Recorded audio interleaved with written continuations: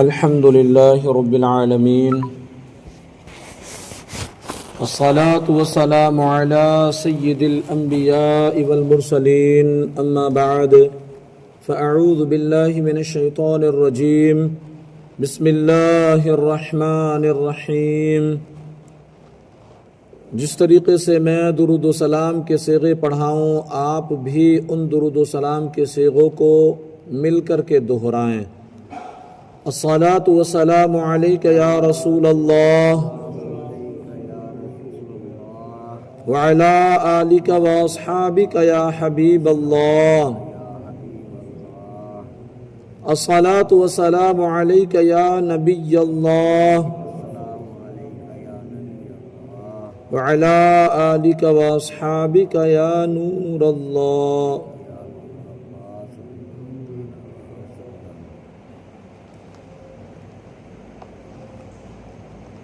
نویت سنت الاعتکاف۔ اعوذ باللہ من الشیطان الرجیم بسم اللہ الرحمن الرحیم۔ وَإِن كُنتُمْ فِي رَيْبٍ مِّمَّا نَزَّلْنَا عَلَىٰ عَبْدِنَا فَأْتُوا بِسُورَةٍ مِّن مِّثْلِهِ وَادْعُوا شُهَدَاءَكُم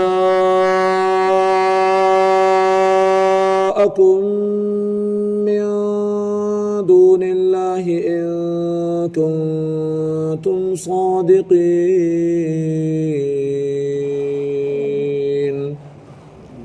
صدق اللہ العظیم۔ اللہ پاک کلام مقدس میں یوں ارشاد فرماتا ہے، اور اگر تمہیں اس کتاب کے بارے میں کوئی شک ہو جو ہم نے اپنے خاص بندے پر نازل کی ہے تو تم اس جیسی ایک صورت بنا لاؤ اور اللہ کے علاوہ اپنے سب مددگاروں کو بلا لو اگر تم سچے ہو۔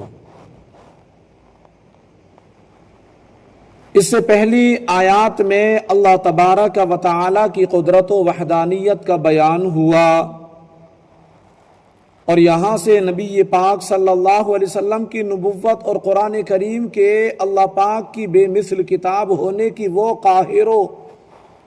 وہ قاہر دلیل بیان فرمائی جا رہی ہے جو طالب صادق کو اطمینان بخشے، منکروں کو عاجز کر دے۔ اللہ کی عظمت کی سب سے بڑی دلیل محمد عربی صلی اللہ علیہ وسلم ہے۔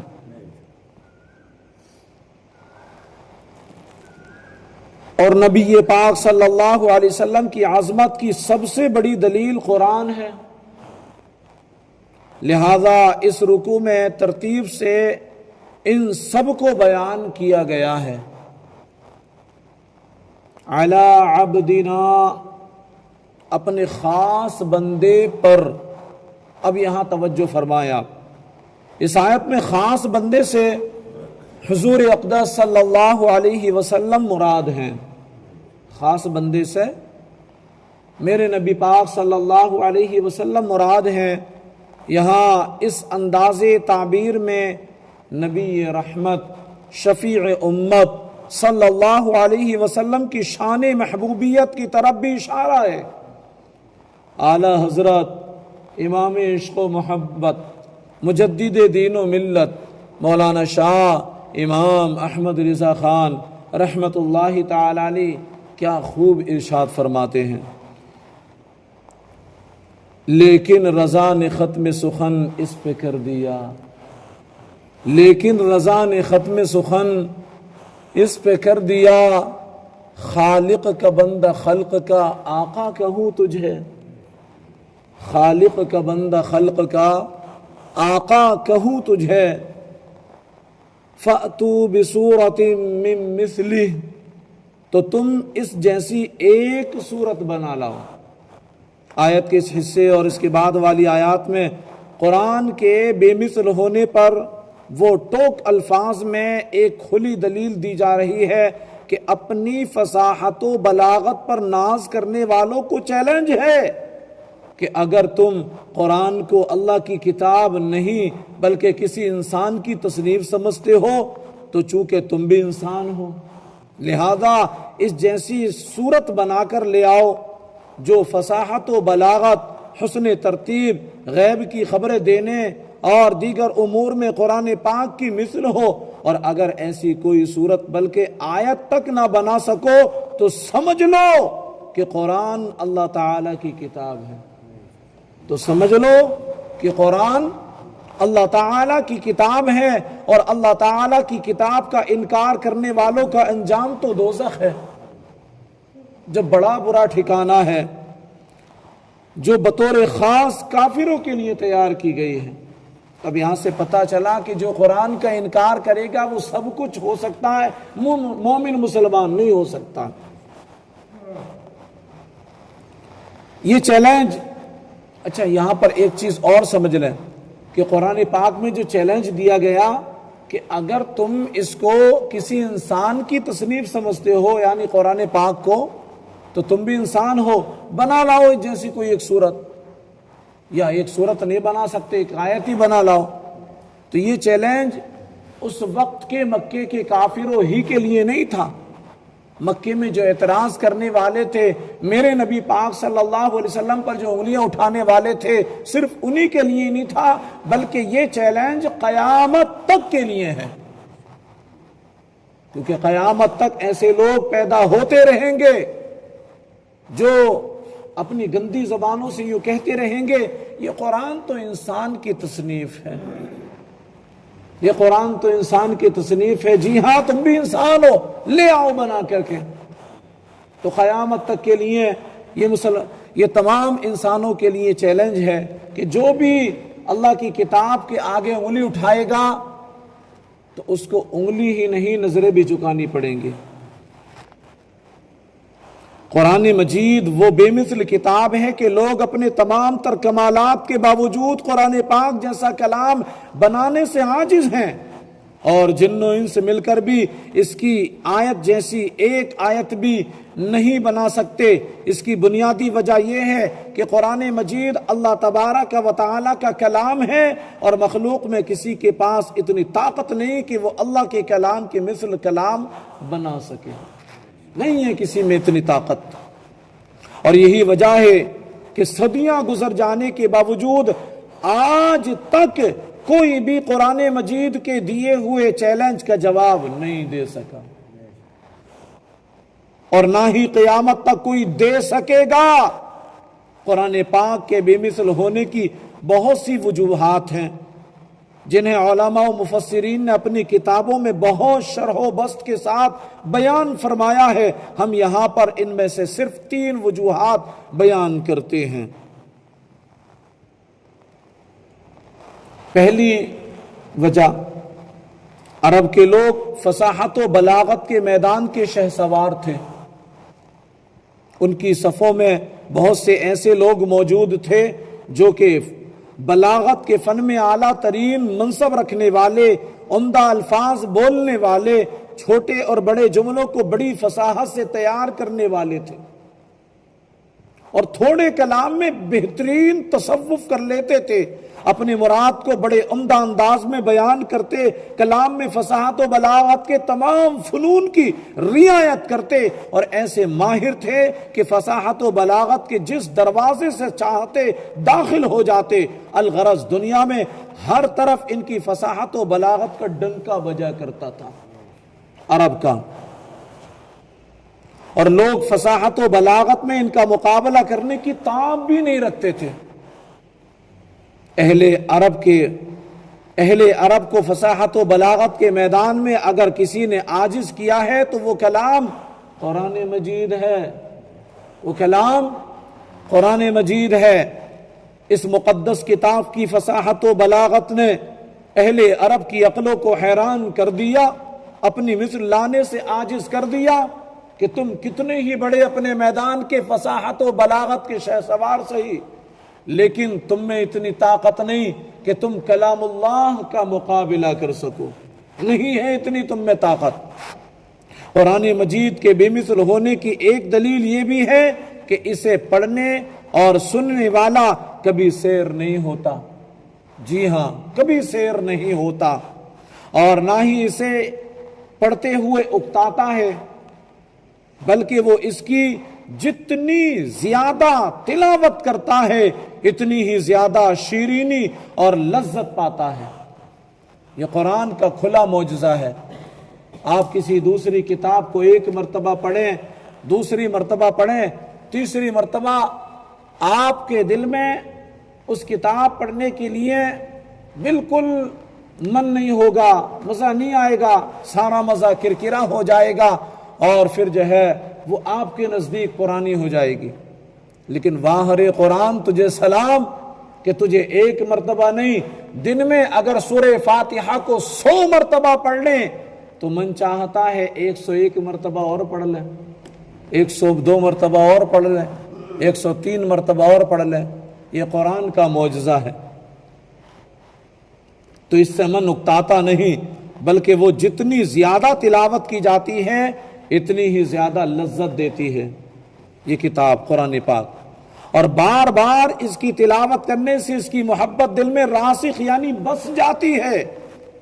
اور اس کے علاوہ کوئی اور کلام اگرچہ وہ کتنی ہی خوبیوں والا اور کتنا ہی فصیح و بلیغ کیوں نہ ہو، اسے بار بار پڑھنے سے دل اکتا جاتا ہے، اور جب اسے دوبارہ پڑھا جائے تو طبیعت بیزار ہو جاتی ہے. قرآن مجید کی اس شان کے بارے میں حضرت حارث سے مروی ہے کہ حضرت علی المرتضیٰ شیر خدا کرم اللہ تعالی وجہ الکریم فرماتے ہیں، میرے نبی پاک صلی اللہ علیہ وسلم نے ارشاد فرمایا، قرآن وہ ہے جس کی برکت سے خواہشات بگڑتی نہیں ہیں. قرآن وہ ہے جس کی تلاوت سے خواہشات بگڑتی نہیں ہیں، اور جس سے دوسری زبانیں مشتبہ نہیں ہوتی، علماء اس سے سیر نہیں ہو پاتے، یہ بار بار دہرائے جانے سے پرانا نہیں ہوتا، اور اس کے عجائبات کبھی ختم نہیں ہوتے. قرآن مجید کی آیات میں رعب، قوت اور جلال ہے کہ جب کوئی ان کی تلاوت کرتا ہے یا انہیں کسی سے سنتا ہے تو اس کے دل پر ہیبت طاری ہو جاتی ہے. حتیٰ کہ جیسے قرآن پاک کی آیات کی معانی سمجھ میں نہ آ رہے ہوں جن حضرات کو، اور وہ آیات کی تفسیر بھی نہ جانتا ہو، اس پر بھی رقت طاری ہوتی ہے. جبکہ قرآن مجید کے علاوہ اور کسی کتاب میں یہ وصف پایا ہی نہیں جاتا. دیکھیں آپ، اگرچہ وہ کیسی ہی انداز میں کیوں نہ لکھی گئی ہو، کتنی ہی بہترین انداز میں اس کو کیوں نہ لکھا گیا ہو. اچھا، قرآن پاک میں مستقبل کے تو متعلق جو خبریں دی گئی وہ تمام کی تمام پوری ہوئی. جو بھی خبر قرآن پاک میں موجود وہ ساری کی ساری پوری ہوئی. مثلا زمانہ نبوی میں رومیوں کے ایرانیوں پر غالب آنے کی خبریں دی گئیں، اور 100% وہ پوری بھی ہوئی، وہ خبریں پوری بھی ہوئیں. اور آج تک جتنی خبریں قرآن پاک میں زمانے کو لے کر کے دی گئیں وہ پوری ہوتی چلی جا رہی ہیں. اللہ پاک ہم سب کو کلام مقدس سے پیار کرنے، اسے تلاوت کرنے اور سمجھنے کی توفیق عطا فرمائے. الحمدللہ رب العالمین، والصلاة والسلام علی سید الانبیاء والمرسلین. یا رب مصطفیٰ رسول کریم صلی اللہ علیہ وسلم کے واسطے ہمارے والدین کی، ہمارے استاد و پیر کی اور ساری امت مسلمہ کی مغفرت فرما دے. اے اللہ، کلام مقدس کی تلاوت کی، اس کا ترجمہ اور تفسیر بیان کیا، مولا سے اپنی بارگاہ میں قبول فرما لے. اے اللہ، ہم تفسیر کے حلقے میں شرکت کیے، اس حلقے میں شرکت کی برکت سے مولا ہم سب کو خوشحالیاں عطا کر دے، بدحالیوں سے نجات عطا فرما دے. اے اللہ، ہمارے رزق میں برکتیں دے دے، کاروبار میں وسعتیں دے دے، گھروں میں رحمتوں کے نزول فرما دے. اے اللہ، اس حلقے میں شرکت کی برکت سے ہمارے مریضوں کو صحت و سلامتی دے دے. اے اللہ، مقروضوں کو بار قرض سے سبک دوشی عطا فرما دے. اے اللہ، ہم سب کو نیک متقی پرہیزگار بنا دے، تقوی شعار بنا دے، تیرے نبی پاک صلی اللہ علیہ وسلم کی سنتوں کا عامل بنا دے، گناہوں کی نحوست سے بچا لے، عاشقان رسول کی صحبت نصیب فرما دے، ایمان کی حلاوت نصیب فرما، ایمان پر ثابت قدمی نصیب فرما۔ اے اللہ ہماری ان دعاؤں پر اپنے محبوب کریم رؤوف الرحیم صلی اللہ علیہ وسلم کے صدقے طفیل رحمت کی نظر فرما دے۔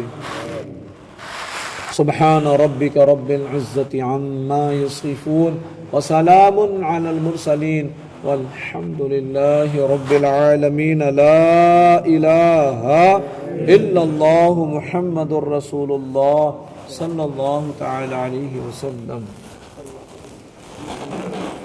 مصطفیٰ جان رحمت پہ لاکھوں سلام، شمع بز میں ہدایات پہ لاکھوں سلام، شہر یار ایران تاجدار حرم نوبہار شفاعت پہ لاکھوں سلام، مصطفیٰ جان رحمت پہ کاش محشر میں جب ان کی آمد ہو اور بھیجے سب ان کی شوکات پہ لاکھوں سلام، مصطفیٰ جان رحمت پہ مجھ سے خدمات کے قدسی کا ہے ہاں رضا، مصطفیٰ جان رحمت پہ لاکھوں سلام، شمع بز میں ہدایات پہ لاکھوں سلام۔ الصلاة والسلام علیک یا رسول اللہ، الصلاة والسلام علیک یا حبیب اللہ، الصلاة والسلام علیک یا نبی اللہ، وعلى آلک واصحابک یا نور اللہ صلی اللہ تعالی علیہ وسلم۔ سبحان ربک رب العزت عما یصفون وسلام علی المرسلین والحمد للہ رب العالمین۔ لا الہ